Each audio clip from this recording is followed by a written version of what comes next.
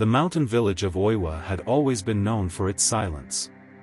Even the wind seemed hesitant to pass through its cedar forests, as if the trees themselves held their breath.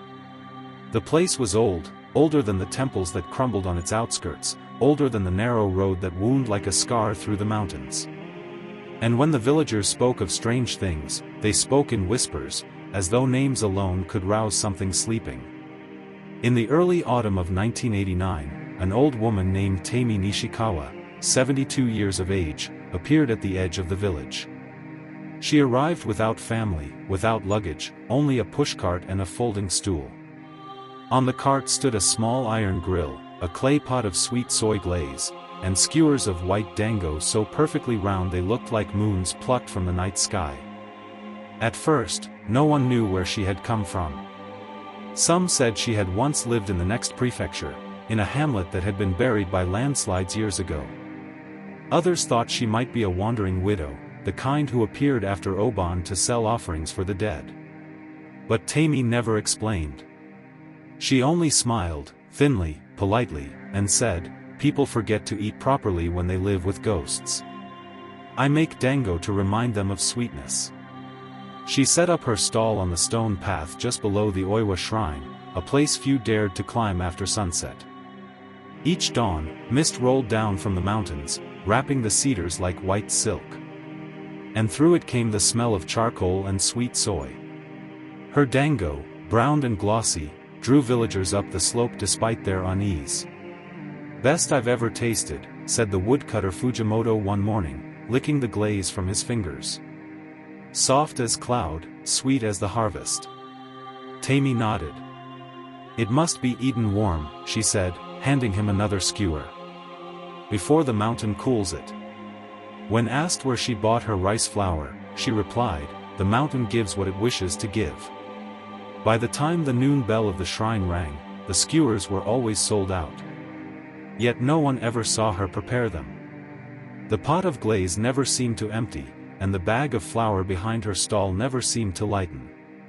The schoolchildren who passed her on their way home sometimes glimpsed strange shapes in the steam rising from her grill, faces, pale and blurred, opening mouths as if to breathe. Within a month, the villagers began to whisper.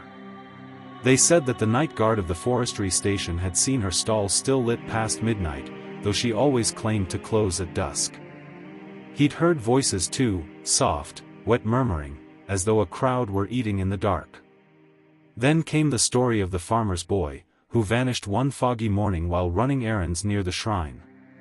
His sandals were found by Tamae's stall, neatly placed side by side, as if waiting for their owner to return.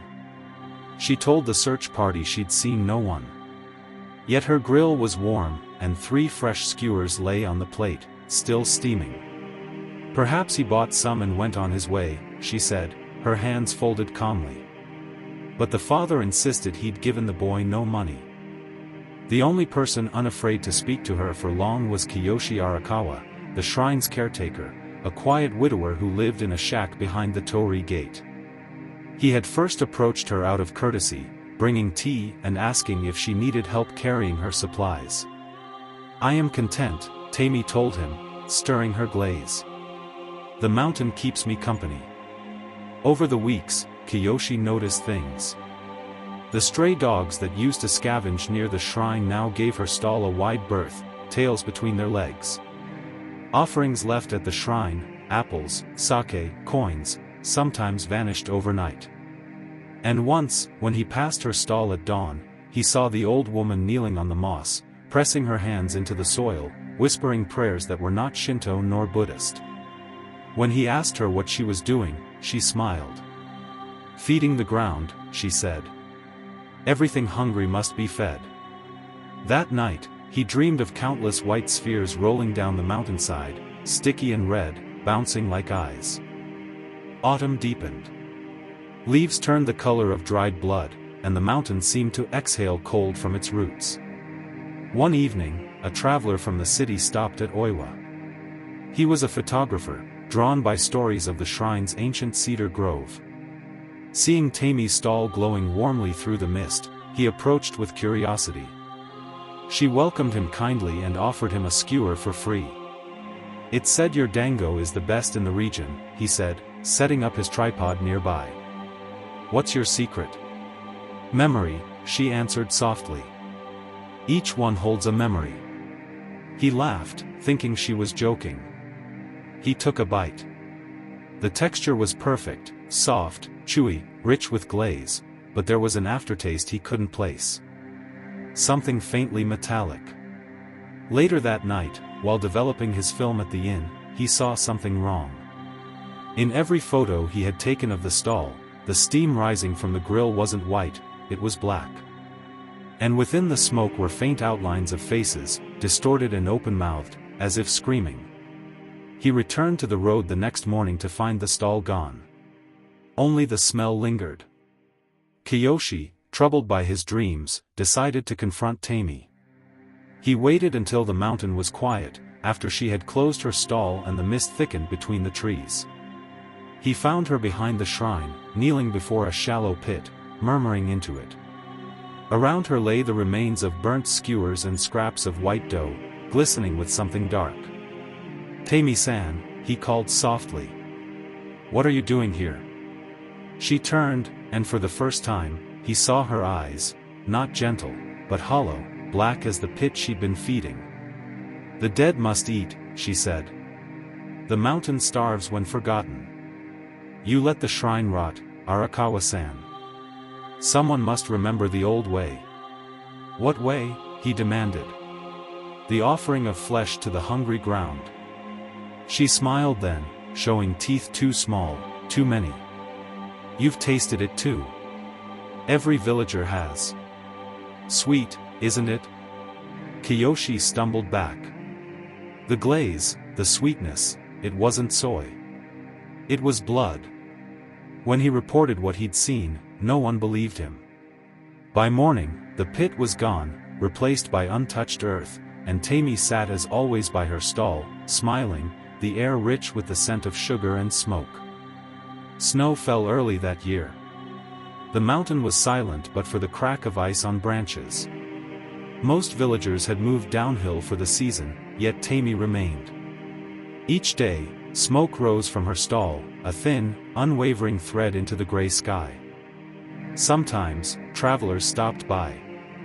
None stayed long. One or two were never seen again. Children told ghost stories about her. They said that if you looked into the reflection of her glaze, you could see the faces of those who had eaten her dango before you. They said that at midnight, the skewers twitched as if something inside them still lived. By New Year's Eve, even Kiyoshi had left the mountain, locking the shrine gates behind him. He didn't look back. When spring came, the villagers who returned found the stall empty, its grill cold and rusted. The stool was overturned. Beneath it lay a single skewer, burned black. Someone said they saw Tamae walking higher into the mountain weeks earlier, carrying her cart, singing to herself. Others said they'd heard her voice at night long after she was gone, whispering the same line again and again.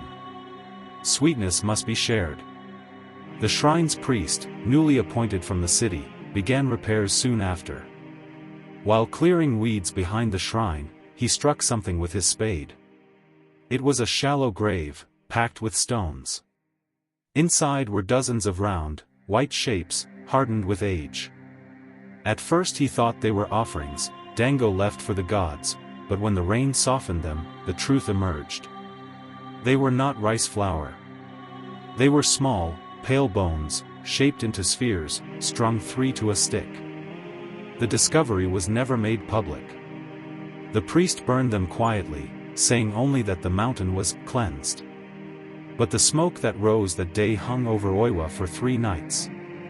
And some said it smelled faintly of sweet soy and charcoal. Years passed. The village emptied further, the forest reclaimed the roads. Only hikers and wanderers came now. One such visitor was a young woman, a student of folklore from Kyoto University, studying rural ghost tales. She heard of the Dango hag of Oiwa, a legend of an old woman who fed on souls through food. Intrigued, she followed the trail to the overgrown shrine. The torii was half collapsed, moss thick on the stone steps. She found remnants of the old stall, a few cracked bowls, a rusted skewer stand. She took photographs, notes, a few samples of charred wood. As she packed up to leave, she noticed something strange.